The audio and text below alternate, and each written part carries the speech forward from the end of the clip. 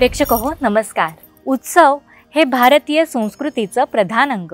ही संस्कृती प्राचीन, परिवर्तनशील आणि सर्वसमावेशक अशीच आहे। ही आपली संस्कृती जपली जावी हाच ध्यास अंगी बाळगून गेली अनेक वर्ष कार्यरत असणारे विश्वधर्मी प्राध्यापक डॉक्टर विश्वनाथ दा कराड सर, अध्यात्म आणि विज्ञानाच्या या त्यांच्या समन्वय प्रदान भूमीत तुम्हा सर्वांचं मनापासून स्वागत। चैत्र शुद्ध तृतीयेपासून ते वैशाख शुद्ध तृतीयेपर्यंत हा संपूर्ण एक महिना शिव पार्वती विष्णू या देवतांना दोलाऱ्यात बसवून चैत्रोत्सव साजरा करण्याचा महिना। देवापुढे अथवा दारामध्ये चैत्रांगण म्हणजेच रांगोळी काढली जाते आणि त्या चौकोनात मधोमध उत्सव मूर्ती आणि त्यांच्या सभोवती सूर्य, चंद्र, गोपद्म, शंख, चक्र, गदा, ज्ञानकमळ, तुळस, कासव, हत्ती, स्वस्तिक आदी शुभचिन्हे काढली जातात।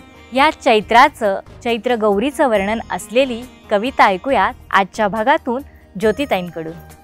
चैत्र मास हा तृतीयेची तिथी, आज स्थापूया गौरी गोजिरी।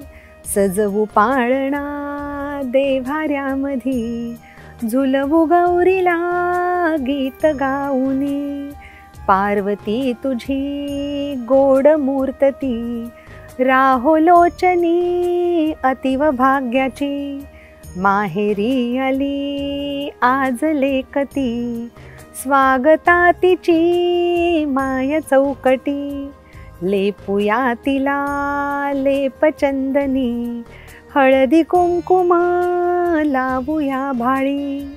ओटीत तिच्या चणे टपोरी, कैरीचे पन्हे आंबा डाळही। देवी ही अशी लाडा कोडानी, वैशाखातल्या तृतीये तोवरी।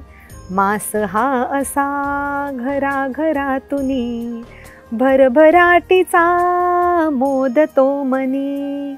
भरभराटीचा मोद तो मनी, भरभराटीचा मोद तो मनी। खूपच सुंदर असा हा चैत्र महिना म्हणजे वसंताची सुरुवात आणि आनंदाला उधाण।